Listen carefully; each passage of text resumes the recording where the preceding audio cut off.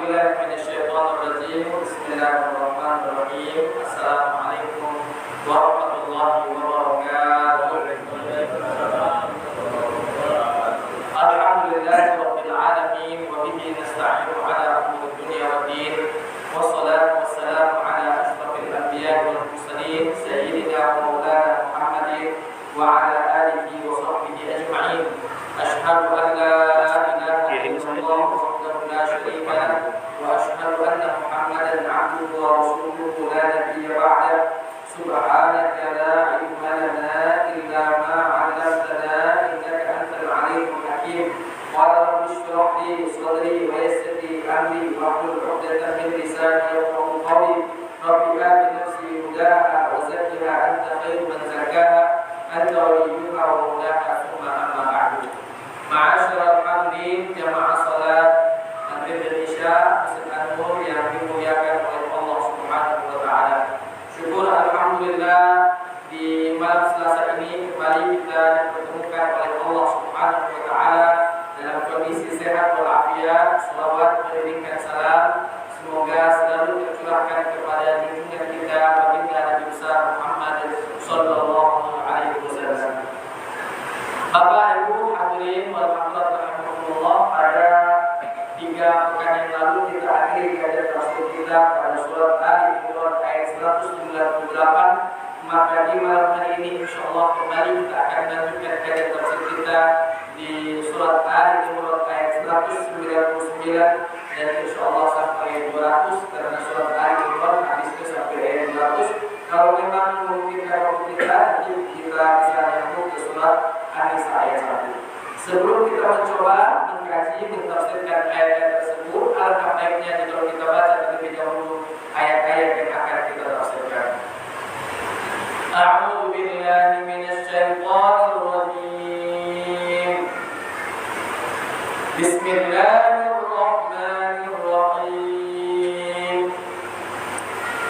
Wa inna min ahli kitabi laman yu'minu billahi unzila ilaykum wa ma unzila ilayhim khashi'in wa ma unzila ilayhim khashi'in lillahi la yashtaruna bi ayati llahi thamanan qalila ulaika lahum ajruhum 'inda rabbihim inna allaha sari'ul hisab. Ya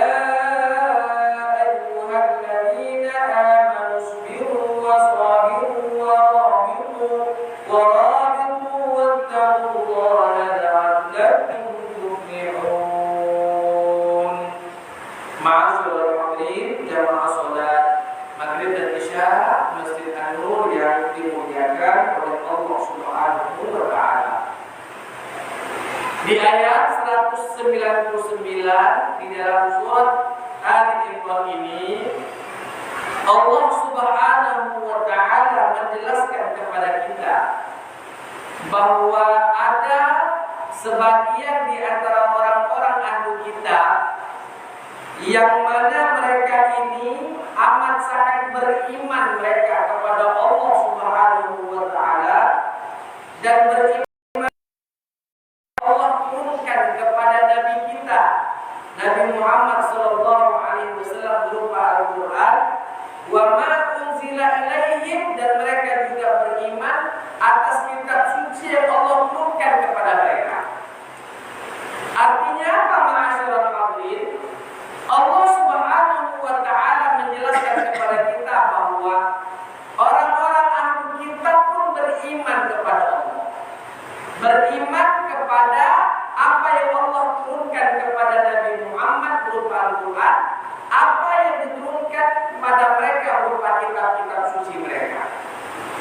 Akan tetapi ma'asyiral hadirin, para ulama membahas tentang ayat ini bahwa iman mereka akan berlaku apabila iman mereka kepada Allah tersebut, mereka beriman kepada Allah ketika mereka masih berada di ajaran agama mereka, sebelum Nabi Muhammad diutus di tengah-tengah mereka. Tapi ketika Nabi Muhammad sudah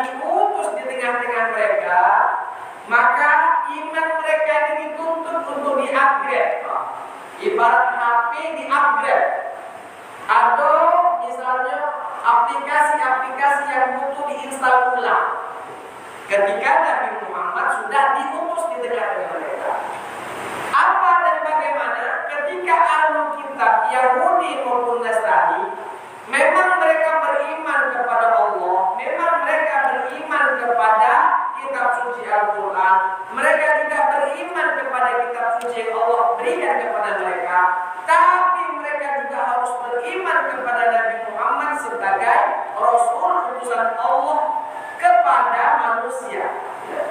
Rasul terakhir yang Allah utus di tengah-tengah manusia, bagi seluruh manusia. Mereka harus yakini. Kalau mereka tidak yakini, hanya beriman kepada Allah saja, di zaman Nabi Muhammad diutus, maka iman mereka tidak berlaku. Kenapa Bapak Ibu? Karena iman itu sepaket. Kalau kita beriman kepada Allah, maka harus juga beriman kepada Nabi-Nya. Kenapa harus? Karena Allah sendiri memerintahkan kepada manusia untuk mengikuti Nabi Muhammad, untuk mengimani Nabi Muhammad. Kalau kita beriman kepada Allah, otomatis apa yang diperintahkannya kita lakukan, apa yang diperintahkannya kita kerjakan. Nah, Allah Ta'ala ketika Anda beriman kepada Allah, maka perintah-perintah Allah yang memerintahkan kepada kita untuk beriman dan mengikuti Nabi Muhammad, maka haruslah ditunaikan. Maka tidak beriman, mereka tidak dianggap beriman kalau mereka hanya beriman kepada Allah, tapi tidak beriman kepada Nabi Muhammad Sallallahu Alaihi Wasallam. Bahkan bukti iman mereka kepada Allah adalah mengikuti Nabi Muhammad. Di dalam Al-Quran, Allah Subhanahu Wa Taala berfirman, "Qul in kuntum tuhibbunallaha fattabi'uni yuhibbukumullah." Seandainya kalian memang beriman dan mencintai Allah, maka imani dan ikutilah aku, maka kalian akan dicintai oleh Allah Subhanahu Wa Taala. Jadi syarat untuk mendapatkan kecintaan Allah, mahabbatullah, adalah dengan cara mengikuti, mengimani Nabi Muhammad Sallallahu Alaihi Wasallam. Ayat ini menjelaskan Bapak Ibu, wa inna min ahlil kitabi lama yu'minu billah. Ada sebagian ahlul kitab Yahudi maupun Nasrani, mereka beriman kepada Allah dan kepada apa yang Allah turunkan kepada kalian berupa Al-Quran. Wa ma unzila ilaihim, dan apa yang Allah turunkan pula kepada mereka. Kesemuanya. Oleh sebab itu, mestilah ketika mereka betul-betul beriman, mereka berikrar, mengupgrade iman mereka dengan mengucapkan wa asyhadu anna Muhammadan Rasulullah. Harus. Tidak bisa kalau cuma asyhadu an la ilaha illallah wa anna Isa Rasulullah. Di zaman Nabi Muhammad. Kalau di zaman Nabi Isa boleh, karena di zaman Nabi Isa. Atau wa anna Musa Rasulullah, oke, di zaman Nabi Musa. Tapi ketika mereka hidup di zaman Nabi Muhammad, mereka harus berikrar wa anna Muhammadan Rasulullah. Harus, kalau mau betul-betul imannya diterima oleh Allah Subhanahu wa Ta'ala. Ma'asyiral hadirin, jamaah salat Maghrib dan Isya yang dimuliakan oleh Allah. Dan ayat ini juga Bapak Ibu menjelaskan kepada kita bahwa Al-Quran ini netral. Al-Quran netral. Bahwa Al-Quran menceritakan bahwa ada ahli kitab yang beriman, betul-betul iman kepada Allah. Coba Pak, kalau Al-Quran tidak netral, tidak kalah cerita ini bergerak. Tapi karena tadi Al-Quran netral, firman Allah Subhanahu wa Ta'ala, Al-Haqqu huwal haqqu, yang benar adalah benar. Al-Quran pun menceritakan bahwa ahli kitab ada yang beriman kepada Allah. Cuma tadi imannya kepada Allah tidak bernilai apabila mereka tidak mengikuti baginda Nabi Sallallahu Alaihi Wasallam. Ada tak Ustaz kira-kira contohnya ahli kitab beriman kepada Allah dengan sekuat iman? Ada. Di zaman Nabi, Pak.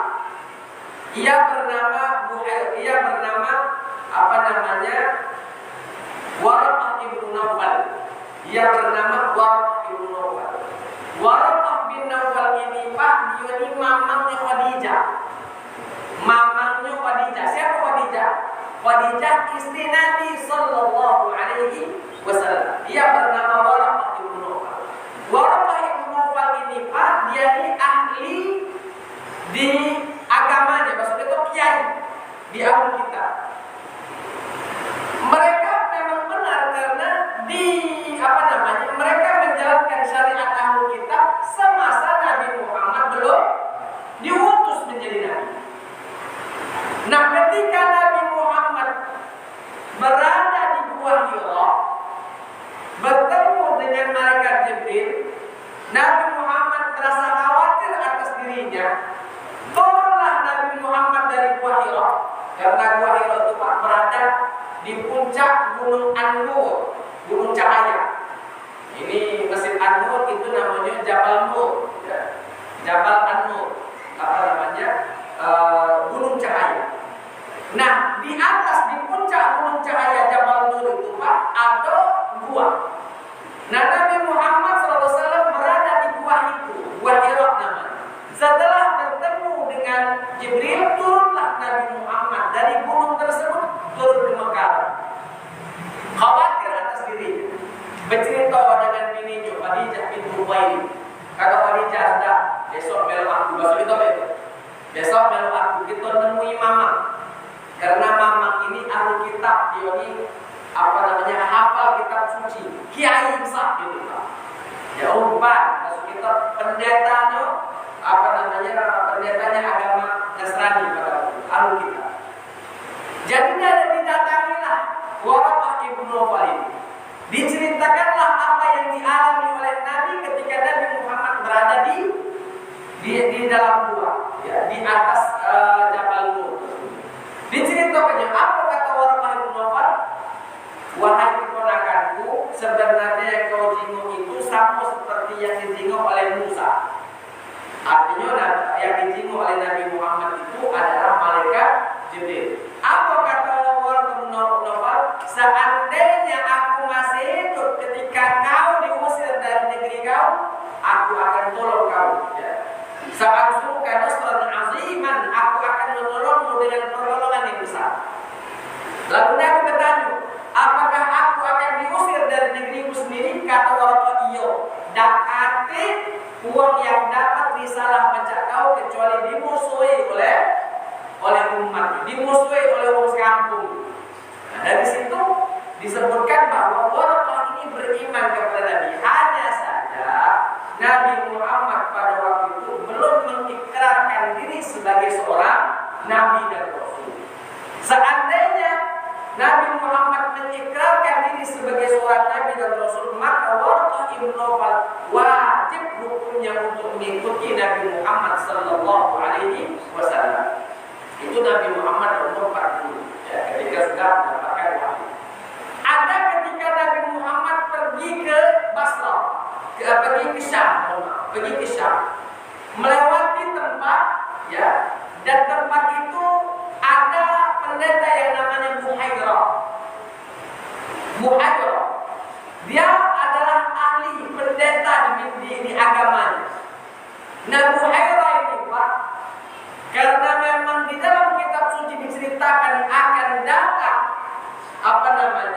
Nabi akhir zaman, maka Buhairah ini setiap kafilah yang datang selalu dipasang ada kira-kira bakal Nabi di sininya di kafilah tersebut. Nah, pada suatu ketika Nabi Muhammad diajak oleh mamangnya Abu Thalib pergi dari Mekah menuju ke Syam untuk berdagang.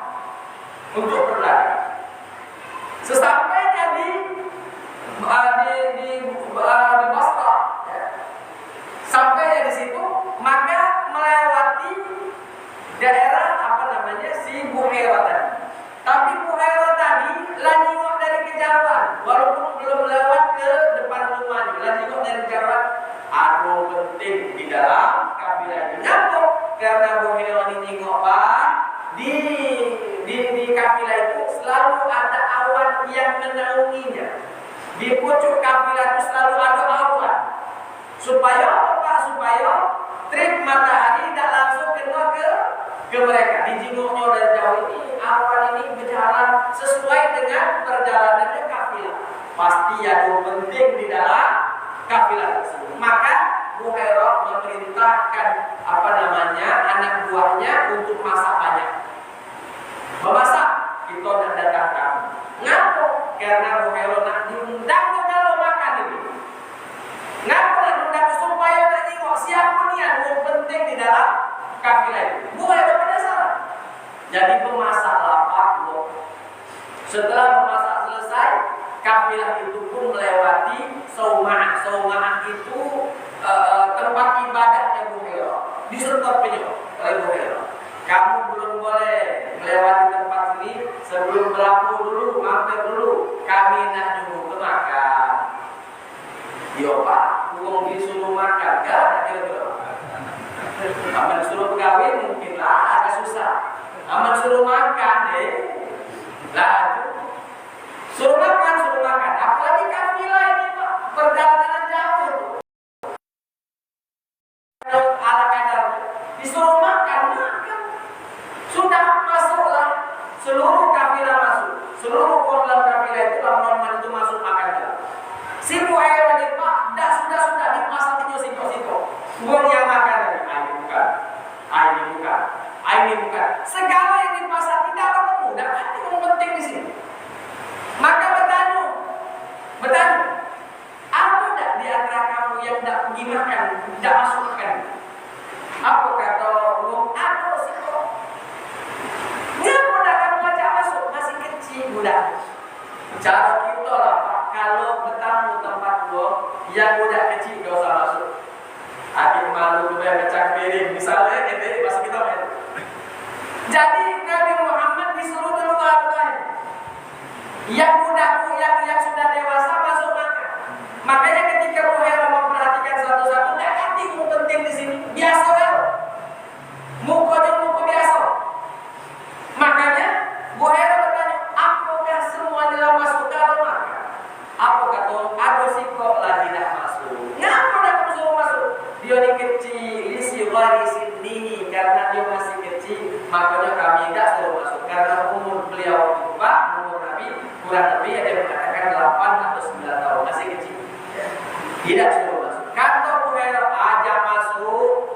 Aku tidak boleh nyuruh kamu, aku tidak menyuruh kamu pergi sebelum segalanya makan. Ya. Akhirnya masuklah Nabi Muhammad. Dari kejauhan dipasaki oleh Buhairah. Inilah budaknya yang kita tunggu-tunggu. Ya. Dari auranya beda. Jadi ketika masuk diajak makan, Buhairah dimasaki terus budak. Lalu sudah selesai makan diajak ngobrol. Siapa nama kau? Muhammad. Padahal Pak, zaman dulu jarak bahkan tidak hati namanya Muhammad kecuali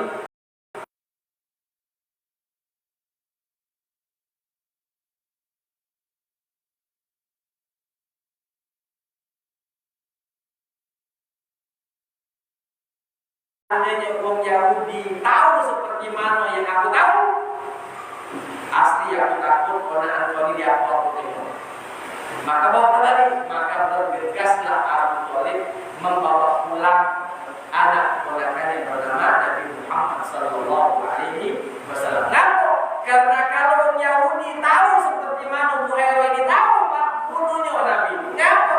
Karena yang jadi Nabi akhir zaman bukan dari golongan mereka, karena orang Yahudi kepengen Nabi terakhir itu Nabi dari golongan mereka. Ini dari Bani Hashim, anak keturunan Nabi Ismail, bukan anak keturunan Nabi Ishak. Jadi kalau orang Yahudi tahu bunuhnya, bawalah balik cakap. Maupun yang cuma tahu aku baik, seandainya orang Yahudi tahu seperti mana apa yang aku tahu, tidak lama sudah ini siksanya dibunuh. Mau kita? Ini ahli kitab tak beriman kepada Allah Ta'ala. Tapi imannya benar karena pada waktu itu Nabi Muhammad memang belum diutus menjadi seorang Nabi dan Rasul. Masih kecil, umur 8-9 tahun. Sedangkan Nabi Muhammad diutus umur 40 40 tahun. Maka di ayat ini wa inna min ahli kitabi lama yu'minu billah. Ada di antara ahli kitab yang betul-betul beriman dia kepada Allah Ta'ala. Wa ma unzila ilaikum, dia juga beriman kepada Allah, beriman juga kepada kitab suci yang Allah turunkan. Siapa yang dimaksud sini Pak? Para ulama tafsir mengatakan salah satunya adalah Raja Najasyi. Raja Najasyi, rajanya orang Ethiopia, Habasyah. Habasyah itu Pak sudah masuk ke benua Afrika. Kalau geografisnya di bawah Mesir, ya. Di bawah Mesir itu Habasyah namanya. Habasyah. Kalau bahasanya Habasyah, kalau bahasa internasional itu Ethiopia. Rajanya di zaman dulu bernama Raja Najasyi. Raja Najasyi ini Pak orangnya adil, bijaksana. Makanya Nabi SAW ketika melihat sahabatnya di Mekah diintimidasi, kata Nabi Muhammad, kamu pindah dari Mekah pergi ke Habasyah. Fa inna fiha malikan, karena di Habasyah itu ada seorang raja yang tidak menzalimi siapapun. Maka pergilah beberapa dari sahabat Nabi untuk hijrah meninggalkan Mekah karena tidak sanggup dengan siksaan Mekah, ditinggalkan Mekah pindah ke daerah Habasyah yang disebut dengan Ethiopia. Nah, ketika di sana Pak, ketika di sana dua gelombang sudah hijrah ke Habasyah, ada kelompok orang-orang kafir ini pergi juga ke Habasyah supaya balik lagi wong yang hijrah ke Habasyah.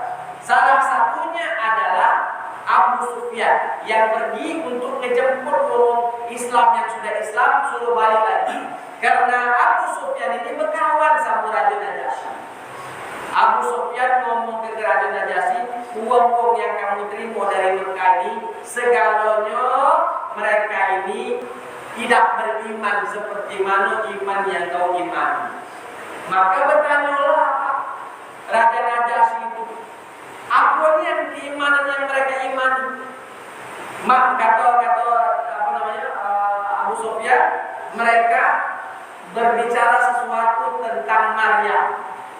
Ya, sedangkan Maryam orang dewek emaknya Nabi Isa alaihissalam. Akhirnya dipanggil dikumpul kalau uang-uang yang hijrah dari Mekah yang beriman lagi. Bertanyalah Raja Najasyi tentang imannya, tentang Maryam. Maka dibacakanlah surat Maryam. Dibacakan surat Maryam tentang Maryam dan anak yang bernama Nabi Isa alaihissalam. Pak, ketika dibacakan menetes air matanya Raja Najasyi, diceritakan sampai basah jenggotnya Najasyi karena air mata Najasyi itu ketika mendengarkan ayat-ayat suci Al-Quran dibacakan. Apa kata Najasyi? Ini bukanlah pembicaraan orang, tapi ini pembicaraan dari Tuhannya, Khaliqul makhluk, Tuhannya makhluk. Ini satu sumber dengan Injil yang kami yakini. Maka Nabi Raja Najasyi mempersilahkan orang-orang Mekah tadi yang sudah hijrah ke Habasyah untuk tinggal, tak boleh disuruh balik ke Mekah oleh Abu Sufyan. Nah, inilah orang-orang Abu kita beriman kepada Allah semasa Nabi Muhammad SAW masih ada. Nah, diceritakan bahwa Najasyi pun memeluk ajaran agama Islam, Raja Habasyah itu.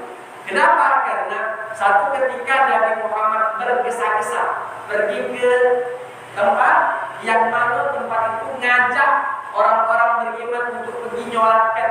Kata Nabi SAW, ada sahabat kalian di Habasyah yang meninggal dunia. Padahal waktu itu telepon dak kate, WA dak kate, tapi Nabi Muhammad diberitahu oleh Malaikat Jibril bahwa Raja Najasyi sudah meninggal dunia. Maka disolat wajibkan. Kalau solat mayit itu Pak, ada solat hadir. Hadir artinya mayat yang ada depan kita. Ada solat wajib. Solat wajib itu mayit itu tidak ada di depan kita, tapi kita tahu si bulan sudah tinggal. Maka disolat wajibkan oleh Nabi dan para sahabatnya atas wafatnya yang bernama Raja Najasyi, rajanya Habasyah, rajanya Ethiopia. Jadi intinya Pak, orang itu beriman kepada Allah, cuma imannya tidak berguna ketika Nabi Muhammad sudah diutus. Kalau dia tidak beriman kepada Nabi Muhammad juga, maka imannya tidak dihargai oleh Allah Subhanahu wa taala. Mereka patuh sekali, khusyuk sekali kepada Allah. La yastaruna bi ayatillahi tsamanan qalila. Mereka tidaklah menjual ayat-ayat Allah dengan harga yang murah. Itu ahli kita kalau sudah beriman bagus. Maka kata Allah, ulaika lahum ajrun 'inda rabbihim. Mereka akan mendapatkan pahala di sisi Allah.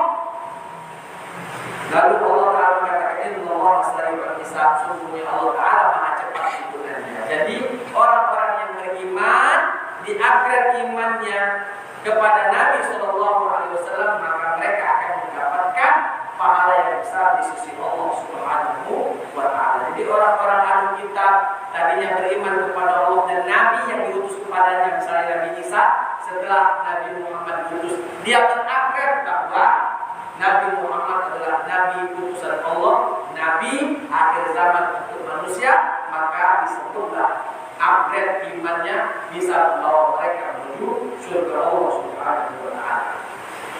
Masuk kita pada ayat selanjutnya, ayat terakhir dalam surat An-Nisa, dalam surat Ali Imran. Ayat terakhir dalam surat Ali Imran, karena Ali Imran suratnya cuma 200 ayat. Ayat 199 sudah, sekarang ayat ke-200 yang akan kita bahas, artinya ayat terakhir dalam surat Ali Imran. Bapak Ibu, ayat terakhir dalam surat Ali Imran ini Allah Ta'ala mengatakan, ya ayyuhalladzina amanu. Hai orang-orang yang beriman. Hai orang-orang yang beriman. Artinya Allah memanggil hanya orang yang beriman saja. Karena orang yang tidak beriman belum tentu pacak nyawai ke perintah. Karena selalu saya sampaikan, kalau ada di awal ayat ya ayyuhalladzina amanu, yakinilah bahwa pada ayat itu akan ada perintah atau larangan, atau perintah dan larangan dalam satu ayat yang sama. Nah, di awal ayat ini, di awal ayat 200 dalam surat Al-Imran ini, Allah memulai dengan ya ayyuhalladzina amanu. Hai orang-orang yang beriman. Apa perintah Allah? Isbiru, bersabar. Bersabar. Sabar adalah perintah Allah. Isbiru wasabiru. Ajak orang lain melakukan perbuatan sabar. Kita disuruh sabar dan ngajak untuk melakukan kesabaran. Warabitu, berjaga-jagalah kamu di perbatasan. Wattaqullah, bertakwalah kamu kepada Allah la'allakum tuflihun, agar supaya kalian menjadi orang-orang yang beruntung. Nah, Bapak Ibu, Allah Ta'ala mengatakan ya ayyuhalladzina amanu, hai orang-orang yang beriman, isbiru, bersabar. Pak, kehidupan di atas muka bumi ini cuman dua yang akan kita temui. Nikmat, sehingga kita mensyukuri nikmat tersebut. Musibah, sehingga kita bersabar atas musibah tersebut. Dua inilah, dakati yang lain. Berkotak hati pada dua inilah, mendapat musibah, mendapat musibah. Maka kalau dapat nikmat syukurilah, kalau dapat musibah sabarkan. Bahkan para ulama mengatakan nikmat itu juga musibah sebenarnya. Contoh, jangan bilang uang kaya lalu dia nikmat nikmat lalu nyantai. Uang yang kaya juga diuji oleh Allah. Mana kira-kira dengan kekayaan yang Allah titipkan galak dia sedekah. Bagaimana kekayaan yang dititipkan oleh Allah dipergunakan untuk apa? Maka kalau dia beriman, dipakainya dalam ketaatan, maka inilah yang disebut dengan nikmat. Tapi kalau dia kaya, tidak dipakai untuk ketaatan, maka ini disebut musibah. Contoh, ngomong sekarang kan berebut jadi anggota DPR, tidak kalah lagi bulan depan kita nyoblos wali kota dengan gubernur ya, bulan depan di tanggal 27 misalnya ya. Pas sebulan lagi, ini kan 28, sebulan lagi Pak, kalau mereka dilantik nanti jadi wali kota atau jadi gubernur, dilantik mereka. Ketika setelah dilantik dipakainya jabatan itu untuk ketaatan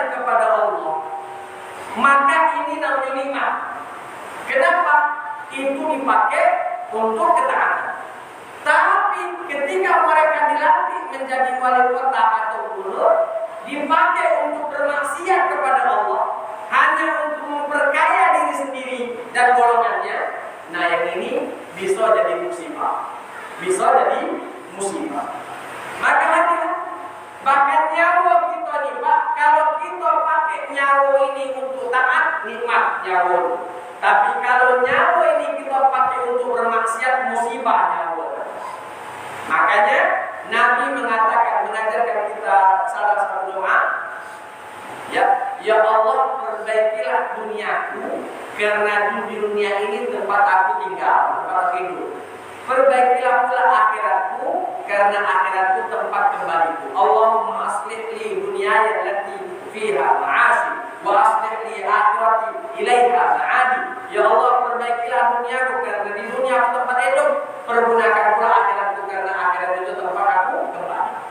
Artinya apa? Kalau kita punya nyawa sekarang masih hidup, tidak kita pakai dalam ketaatan, musibah. Kita masih hidup sekarang, sembahyang isya tidak, sembahyang maghrib tidak, zuhur, asar tadi tidak, subuh jauh. Tidak kita pakai untuk ibadah. Hidup kita hari itu musibah. Ngapa? Banyak dosa. Datang waktu subuh kita tidak sembahyang subuh, sampai habis waktu subuh tidak sembahyang subuh, dosa lagi itu. Dosa. Datang waktu zuhur, sampai habis waktu zuhur kita tidak sembahyang zuhur, dosa lagi. Datang waktu asar, masuk asar sampai habis asar itu tidak sembahyang, dosa lagi. Datang waktu maghrib, sampai habis waktu maghrib tidak sembahyang maghrib, berdosa lagi. Datang waktu isya, sampai habis waktu isya masuk waktu subuh, tidak sembahyang isya, berdosa lagi. Jadi tiap hari berdosa kalau tidak dipakai dalam ketaatan. Itu baru perintah sholat deh, lalu berdosa. Belum lagi lah sudah tidak sembahyang dia maling dulu, tambah jadi. Lah sudah tidak sembahyang dari waktu sehari semalam tadi, di waktu hidup sehari tadi tidak sembahyang, malah keluar rumah tidak tutup aurat, mengumbar aurat, buka-bukaan, berdosa lagi. Belum lagi pas dia ngomong bohong dusta, berdosa lagi. Belum lagi dia nyakiti hati uang, berdosa lagi. Apa tidak banyak dosa. Maka orang hidup kalau tidak diisi dengan ketaatan, itu musibah. Tapi kalau orang hidup diisi waktu hidupnya untuk ketaatan, inilah yang disebut dengan nikmat. Dia hidup lemah, makan lemah, hidup nyenyak, tapi dapat ibadah, dapat nilai ibadah, dan pada akhirnya dimasukkan ke dalam surga kalau dia mati. Nah, ini baru lemah. Maka bersyukur, beruntung kita, beruntung kita masih pakai waktu kita untuk taat. Walaupun aku yakin sehari semalam 24 jam itu mungkin kalau syukur kalau setengah 12 jam kita pakai ketaatan. Jangan-jangan cuman pas mayat aja kita taat. Luar masjid tidak taat lagi. Nah ini ngeri gitu Pak. Kali itu lah misal sekali sembahyang 5 menit. 5 menit kali 5 waktu berarti cuma 25 menit. Jangan kejadian setengah jam. Setengah jam cuma taat. 23 jam setengah ya. Sedikit penuh dengan kemaksiatan. Oleh sebab itu musibah bagi orang ketika diberikan nyawa masih hidup tapi dia tidak pakai untuk ketaatan kepada Allah Subhanahu wa taala. Uang yang taat Pak mati lagi nyesal di akhirat lagi. Uang yang taat mati lagi nyesal. Kenapa Pak nyesal? Karena nyesalnya pula bikin amalan. Karena di akhirat nanti Pak setelah kita mati dibangkitkan di padang mahsyar, didatangkan semua amalan yang pernah kita kerjakan. Amalan sholat didatangkan, puasa didatangkan, zakat, haji, umroh, segala hal yang bagus didatangkan. Uang yang taat Pak nyesal, Ngapa nyesal? Ngapalah aku dulu hidup di dunia tidak memperbanyak amal, sehingga amalan aku dikit inilah. Padahal dia poin itu Pak. Masih nyesal. Apalagi kalau memang hidup di dunia tidak beribadah, tambah nyesal. Aman baca suruh balik lagi ke 24 ilir, pengen balik lagi. Balik lagi ke rumah, aku nak sembahyang, nak menutup masjid anur, tak balik lagi. Penyesalan tetap penyesalan. Wong kafir Pak ngomong ya laitani kuntu turaba, cubalah aku jadi tanah baik, tak perlu jadi manusia. Ngapa? Karena menyesal dia. Di hadapannya adalah neraka yang nyala-nyala. Narun hamiyah, neraka yang menyala-nyala. Nyesal dia, ngapalah dulu di dunia aku tidak beriman, ngapalah dulu di dunia aku beriman tapi tidak beramal. Nyesal. Kita yang banyak amalan menyesal, apalagi yang tidak amalan. Kita yang sembahyang lagi nyesal, apalagi yang tidak sembahyang. Jangan sampai salah dengar. Sembahyang kamu nyesal, kan? Proses sembahyang itu, apa nyesal? Uang yang sembahyang lagi nyesal. Kenapa? Karena amalannya masih sedikit. Apalagi yang tidak sembahyang sama sekali. Maka bersyukur alhamdulillah. Kita masih diberikan kesehatan untuk panjang oleh Allah, maka jaga betul, ya syukuri betul nilai nikmat usaha tadi dengan cara mempergunakan nikmat usia tadi untuk ketaatan kepada Allah Subhanahu wa Ta'ala. Pak, kita bisa hidup 70 tahun. Kita akhir balik umur 10 lah. Berarti kita disuruh ibadah 60 tahun lama. 60 tahun berarti 60 kali Ramadan. Cukup Pak, kalau 60 kali Ramadan tidak usah anak tiap tahun dapat Lailatul Qadar. Setengahnya jadilah. Dari 60 Ramadan, 30 Ramadan itu dapat Lailatul Qadar. Yakin masih dia nyesal. 60 cuma dapat 30 dan 60. Yang dapat 30 kali Ramadan dan yang dapat 30 Lailatul Qadar lagi nyesal. Apalagi yang tidak dapat sama sekali. Yang tidak dapat tapi dia puasa lagi nyesal. Apalagi bulan puasa tidak puasa sama nyesal. Bahkan ada di bulan puasa malah posisinya ganti ke posisi setan. Ngapa ngajak buku-buku? Tadi pagi-pagi jam 9 puasa. Belok apa ya? Ngapa? Traktir traktir. Nah ini ganti ke posisi setan. Setan dibelenggu oleh Allah, dia yang ganti ke posisi setan. Apa katanya? Kapan puasa? Ayo belok, mumpung celon masih buka. Ya, celon tutup kalau belum puasa ya. Mumpung masih buka, ayo menamakan aku traktir. Na'udzubillah subhanallah. Sudahlah dia tidak puasa, malah ngajak Allah ngukok puasa, buka puasa, ngecap puasa. Nah ini ya, rokok ambil lama, ngecap ambil lalu. Astagfirullah. Lah sudah posisi setan, lah sudah dia menduduki juga. Dia menggantikan posisi setan. Dah setan lagi diam, lagi kamu. Lah sudah ada perpanjangan tangan. Na'udzubillah subhanallah. Hati-hati sekali. Oleh sebab itu kata Allah, isbiru, bersabarlah. Karena memang hidup di dunia ini Pak penuh dengan ujian. Lemah ujian, apalagi yang tidak lemah. Ujian isbiru, maka kata Allah bersabarlah.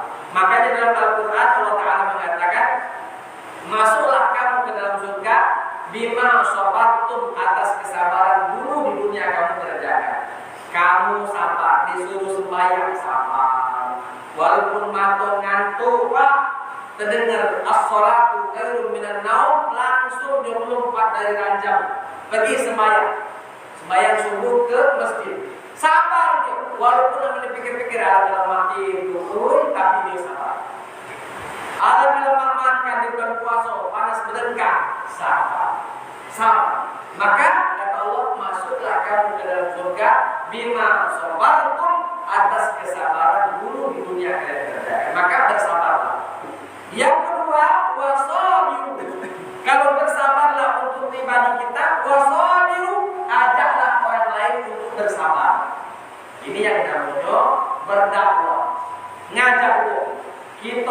tidak sabar, ngajak pulau untuk melakukan kesabaran. Warabitu kata Allah, dan berjaga-jagalah di perbatasan. Ayat ini menjelaskan kepada kita bahwa kita memang yakin bahwa Allah Ta'ala akan melindungi kita, tapi dari sisi ikhtiar kita harus berusaha. Allah perintahkan warabitu, berjaga-jagalah kalian di perbatasan. Jangan sampai kita tidur nyenyak di rumah, lalu kita katakan, "Woi, musuh kamu tuh ada di samping biarlah ada Tuhan yang jaga kamu." Tidak jadi, Pak. Harus ada action. Apa actionnya? Kita juga harus turun tangan, berjaga-jaga di perbatasan. Itu kalau lagi musim perang. Kalau sekarang Pak, berjaga-jaga kita dari musuh kita yang namanya setan. Maka caranya? Caranya memperbanyak ilmu, karena kalau kita tidak kasih ilmu Pak, setan mudah niat aja. Asli, setan mudah niat ngebesi kita.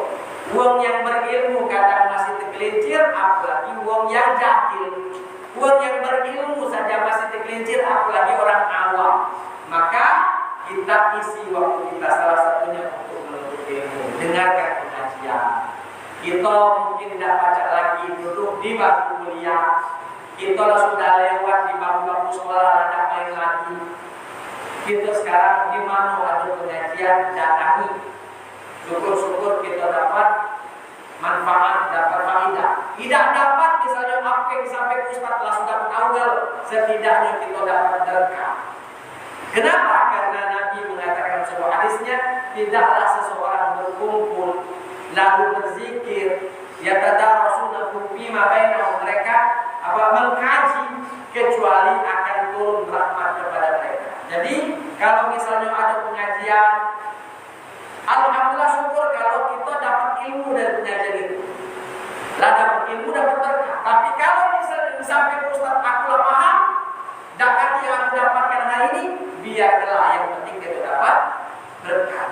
Daripada kita di luar entah lagi ngapo, lebih baik di masjid, dapat pahala kita di masjid plus dapat keberkahan dari kita berada di majelis-majelis ta'lim. Karena majelis ta'lim itu Pak, rawdatun ya min riyadil jannah, salah satu dari taman-taman surga. Kata Nabi, idza marartum bi riyadil jannati farta'u, kalau kamu melewati taman-taman surga, maka mampirlah. Para sahabat bertanya, taman surga yang maksud apa ya Rasul? Kata Nabi, halaqat zikir, tempat-tempat diadakannya zikir-zikir, diadakannya peringatan-peringatan, mengingatkan kita untuk kebaikan. Itu semua adalah rawdatun min riyadil jannah, taman-taman surga Allah Subhanahu wa ta'ala. Kita coba buka sisi tadi jauh dulu Pak.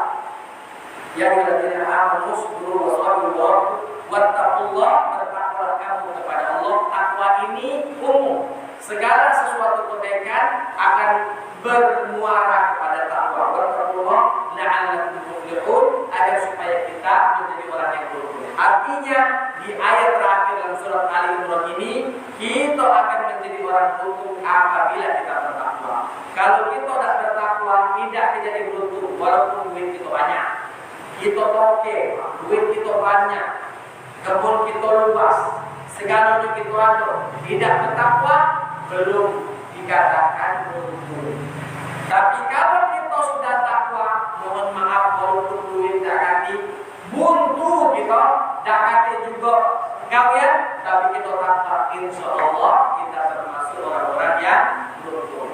Kenapa? Karena biarlah di dunia kita tidak dapat, di akhirat yang penting kita dapat kenikmatan. Karena Imam Al-Ghazali dalam kitabnya Ihya Ulumuddin mengatakan bahwa manusia itu setidaknya terbagi menjadi 4 golongan. Pertama, sa'idun fid dunya wa sa'idun fil akhirah. Bahagia dunia, bahagia akhirat. Nah ini kita Pak. Di dunia kita lemah, badan sehat, panjang umur, duit banyak. Duit banyak bukan kaki bininya cuma si kobea. Duit banyak, utang dakate, badan sehat, dia dimuliakan, dihormati, disegani, itulah jadilah nikmat dunia sudah. mati masuk surga, nah yang cek itulah kita hendak kita galaukan. Fil dunia hasanah wa fil akhirati hasanah. Kelompok kedua, sa'idun fid dunya wa syaqiyyun fil akhirah. Bahagia dunia, sawa di akhirat. Yang cak ini jangan kalah. Ngapa bahagia dunia itu temporer, paling 60, 70, jangan kejadian 100 tahun sudah itu mati gitu. Tapi akhirat kita sawa, jangan kalah. Yang dua ini jangan kalah. Ada yang ketiga, syaqiyyun fid dunya wa sa'idun fil akhirah. Susah di dunia, miskin dunia, tapi di akhirat dia masuk surga. Jadilah, jangan kejadian. Yang paling dekati ambil itu nomor 4. Syaqiyyun fid dunya wa syaqiyyun fil akhirah. Sawa dunia masuk neraka pulau pas mati. Ini kata ambil jadi Pak. Kata antaran kata jadi topik asmuri atau kata antaran menjadi. Kenapa? Karena dia sudah sawa di dunia, mati masuk neraka. Kata ambil. Jadi kita nomor 1 tadi ya, apa namanya, sa'idun fil dunya wa sa'idun fil akhirah, bahagia dunia, bahagia akhirat. Atau yang tadi nomor 3, kita sawa di dunia dan apapun yang penting baik di akhirat. Ini tak kati negara-negara ke nomor apa Pak? Kati Pak. Aku dah teman-teman nomor 1 kan, nomor 2, nomor 7 lagi lah kamu. Itu dewek-dewek nafsi-nafsi di hadapan Allah, itu akan tanggung jawab masing-masing. Ini pas kebetulan baik ya Pak. Kebetulan baik nomor 1 dan nomor 3. Nomor 2 aku dah tahu. Nomor 2 jangan gerak. Kenapa? Karena akan bahagia dunia tapi sawa di ya. Sekarang kita tidak ada pilkada atau mana. Ini cuma menyampaikan secara urutan saja. Allah Taala kita coba buka sesuatu jawab yang dapat dari dia. Dipersilakan. Bagaimana ini Pak? Silakan. Assalamualaikum.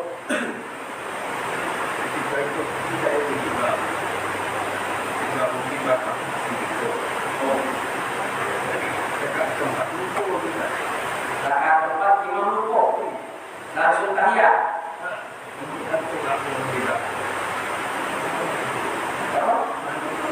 Subhanallah. Kecil ya. Terus Jadi Pak kedua itu ya. Dia sudah ulang lagi. Mulai dari awal lagi. Kamu pas yang tadi yang subhanallah tadi kamu tidak dengar. Tidak. Baik. Salat Isya. Asal. Salat asar 4 rakaat. Seharusnya di rakaat kedua kita tahiyat, ya. Tahiyat pertama dan hukumnya sunnah tahiyat pertama.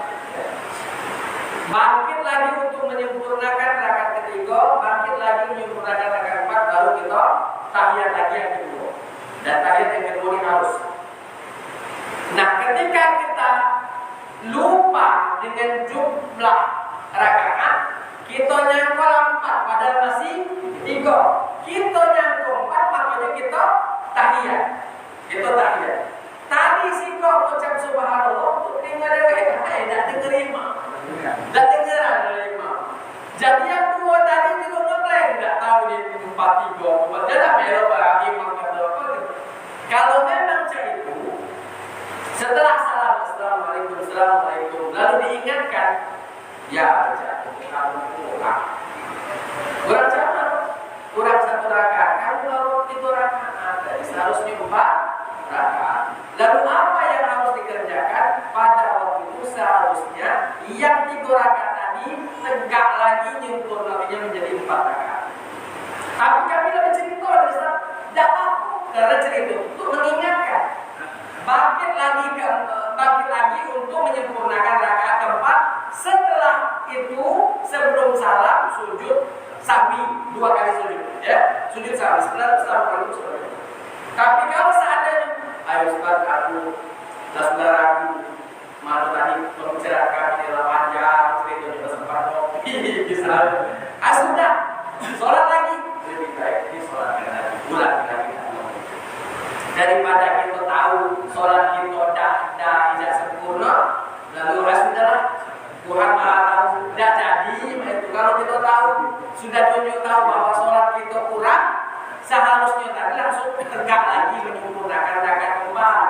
Setelah kita tunjuk tahu kurang ya, kurang, jadi kurang ya, tegak lagi, Allah Akbar, tegak lagi kita untuk melanjutkan rakaat keempat. Tapi karena tadilah sudah, aku khawatir dengan ini tambah kali 5 kali itu sudahlah, kita ulang dari awal deh, jadi dulu, dah.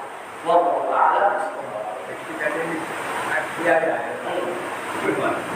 Jadi kamu kecil kan marah ini. Kalau imam salah, ngomong subhanallah, dan apa dan apa tuh? Itu pintu lain. Apa itu? Jadi salah lagi kau. Sudah kalau marah-marah. Ini marah-marah. Bawa nama lampu kemarin. Jadi begitu, tidak apa-apa kalau memang sudah diputuskan sudah kita sholat lagi deh. Jadi rakaat 1 sampai rakaat 4 itu ulang dulu, tak apa-apa. Tapi kalau memang tadi setelah diingatkan langsung tegak lagi menuju rakaat keempat, itu juga tak apa-apa. Sah walaupun sudah ngomong. Tapi kalau memang sudah diulang, sudah selesai. Kati khilafiyat lagi, tak kati perdebatan lagi kalau sudah diulang. Allah. Yang lain. Ibu di belakang ada tanya, dia tulis. Ada.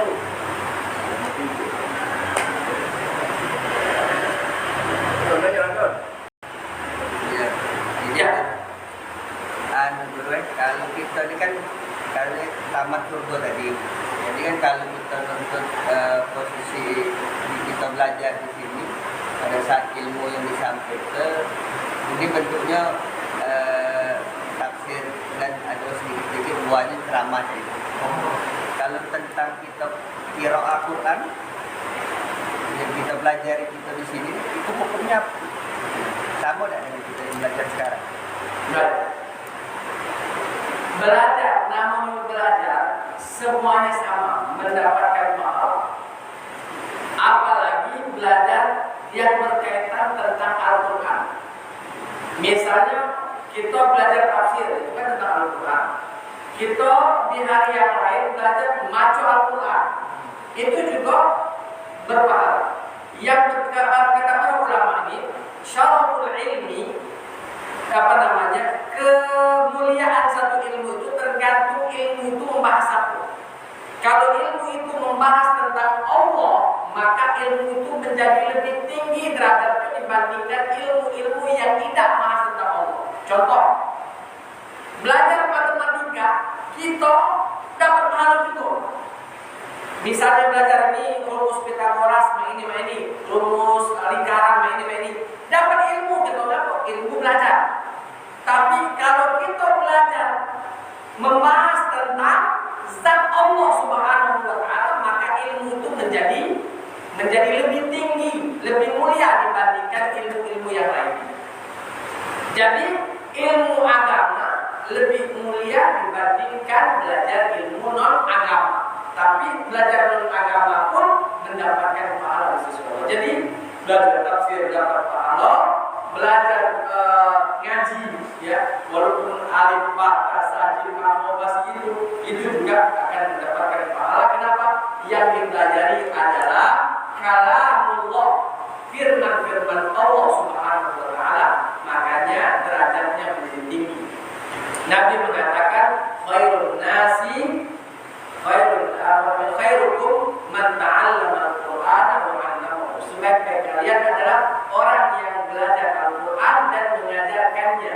Belajar Al-Qur'an ini bisa belajar membacanya, bisa juga belajar di dalam memahami ayat-ayatnya.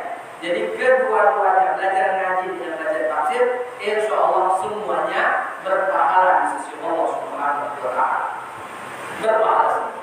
Bahkan belajar yang tidak ada kaitannya dengan agama pun insya Allah dapat pahala belajar. Contoh tadi belajar matematika misalnya, itu akan mendapatkan pahala walaupun pahalanya tidak sebesar pahala ketika kita belajar tentang ilmu agama. Wallahu a'lam. Dan hukumnya apa Ustaz? Apa sunnah, apa mubah, apa wajib? Kalau belajar ngaji hukumnya wajib. Wajib belajar ngaji. Kenapa? Karena maknanya kita nak tahu sholat kalau ngaji itu tidak baca. Al-Fatihah tidak lurus susah, rakaat tak terima. Maka belajar ngaji wajib. Sama seperti belajar tafsir, kita lah tahu ngaji, tapi kita tidak tahu apa kendaknya dari ayat yang baca ini. Nah ini berarti wajib juga. Kenapa? Karena kalau kita udah baca ngaji, kita harus ngaji, maka belajar ngaji. Lah sudah baca ngaji, tapi tidak tahu apa kendak dari ayat yang kita baca, berarti kita juga harus belajar tafsir Al-Quran. Jadi kedua-duanya jadi wajib. Cuma tadi kalau memang istilahnya disuruh milih, waktunya sama, malam Selasa. Waktunya malam Selasa habis Isya. Di masjid ini habis Isya tafsir, di masjid situ habis Isya belajar ngaji. Tinggal kita yang mana yang harus diprioritaskan. Kamu sudah bisa ngaji belum? Belum? Kau situ dulu. Jangan bahas tafsir dulu, kau belajar ngaji dulu. Tapi kau sudah baca ngaji? Baca Ustaz. Tahu tak artinya? Belum tahu. Nah, kamu situ. Jadi berbagi. Yang belum baca ngaji, dahulukan belajar ngaji. Yang sudah bisa ngaji, harus melanjutkan dengan tafsir. Kalau misalnya waktunya berbarengan, atau yang harus dipilih. Di sini habis Isya, setelah sholat Isya malam Selasa tafsir, di masjid mana? Masjid mana di sana? Al-Amin misalnya habis Isya hari Selasa, hari Senin malam Selasa belajar ngaji. Aku belum baca ngaji, kau wajib datang ke sini dulu. Kenapa? Karena kau belum baca ngaji, belajar ngaji dulu. Tapi kalau waktunya beda, di sini malam Selasa, di sana malam Rebo, dua-duanya wajib. Ngapa belajar ngaji? Wajib untuk tahu apa yang dibaca juga, itu adalah kewajiban. Karena tidak baca kita cuma ngaji baik masalah makna serana, makna kita mengamalkannya kalau kita tidak tahu makna yang diinginkan oleh Allah Taala di dalam Al-Quran. Jadi hukumnya bisa wajib. Dua-duanya bisa wajib. Tapi kalau misalnya waktunya berbarengan, maka yang belajar ngaji itu wajib dibandingkan belajar tafsir, karena ngaji dulu, belajar ngaji dulu baru belajar tafsir. Tapi kalau kedua-duanya beda waktu, maka kedua-duanya bisa menjadi wajib. Wallahu a'lam bishawab. Yang lain?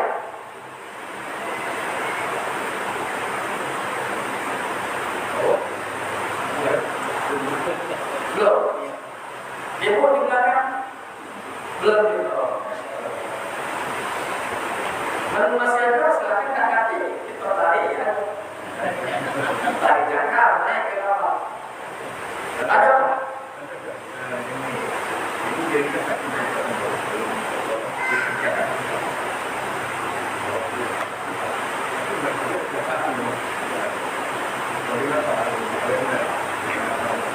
Baik. Dia Ustaz belum beriman, cinta sama Rasul. Cuma tadi ketika dia beribadah cuma nurut ayat, tapi tidak tahu esensi makna dari apa yang digawe mana. Insya Allah uang itu berpahala, cuma pahala yang didapatkan berbeda dibandingkan uang yang beramal yang tahu makna yang dia baca. Makanya Nabi mengatakan dalam sebuah hadis bahwa orang yang alim itu lebih mulia daripada abid. Orang yang alim, yang tahu ilmunya lebih mulia di mata Allah dibandingkan orang yang ahli ibadah. Ngaku ahli ibadah, mungkin dia ibadah terus tapi dia tidak kenal dengan intinya. Mungkin sholat terus bisa, tahajud dipakai. Tapi tadi tidak dapat apa-apa dari sholatnya, cuma sholat kan. Tapi orang yang berilmu ketika dia sholat, misalnya dua-duanya sholat ini Pak, yang jahil sholat, yang berilmu sholat, rakaatnya sama-sama 2 rakaat.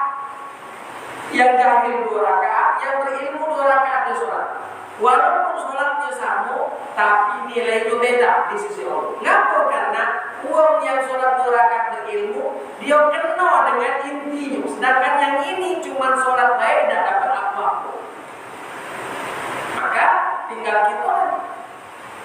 Kalau nak dikatakan ini tak 100 rakaat orang yang tidak berilmu Ini cuma 10 rakaat wong yang berilmu. Yang mana lebih afdal? Masih lebih afdal wong yang berilmu walaupun cuma 10 rakaat. Yang ini 100 rakaat tidak arti apa-apa karena tidak kenal dengan inti, tidak kenal dengan apa namanya mukhnya, tidak kenal dengan inti dari ibadah itu.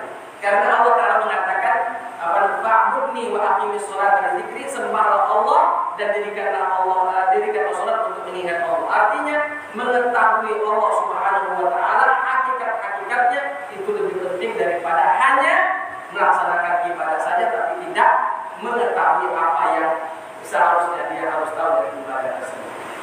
Makanya orang yang berilmu jauh lebih mulia dibandingkan orang yang ahli ibadah.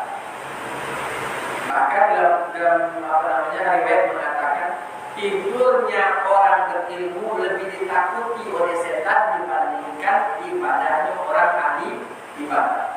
Ngapa? Karena ahli ibadah di ibadah sudah cuma rutinitas saja digawekan, tapi orang berilmu tidur lebih ditakuti oleh setan. Kalau dibangun selesai gitu. Bahkan tidurnya adalah bentuk ibadah selagi bukan waktu sholat ya. Adik sholat subuh masih tidur dia gerak. Ustaz lagi ibadah, itulah jauh. Jadi ibadah itu haruslah didasari dengan ilmu. Orang yang beribadah, dua orang beribadah tapi kadar ilmunya berbeda, yang jelas ibadah orang yang berilmu lebih paham, lebih afdal, lebih besar pahalanya dibandingkan ibadah orang yang kurang ilmu. Wallahu a'lam bishawab. Ada lagi? Jadilah.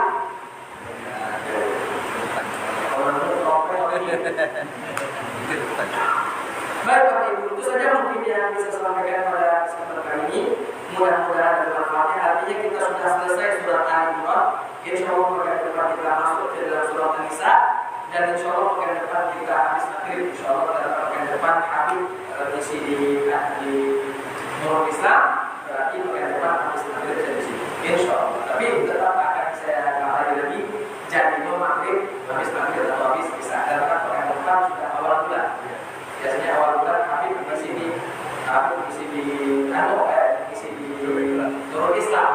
Ya, kalau habis mengisi Nurul Islam, berarti aku kesini habis maghrib. Jadi kabar itu kabar. Insya Allah saat kita habis maghrib kita kesini bukan apa. Wallahu taala. Mudah-mudahan kita semua dalam kondisi sehat walafiat, diberikan kesehatan dan keselamatan oleh Allah. Khusus diberikan iman, diberikan Islam, kita diberikan taufik dan hidayah serta istiqomah dalam menjalankan apa yang Allah Subhanahu wa taala. Terima kasih atas segala perhatian, mohon maaf atas segala kurangan. Subhanallahumma wa bihamdika asyhadu an la ilaha illa anta astaghfiruka wa atubu ilaik. Assalamualaikum warahmatullahi wabarakatuh.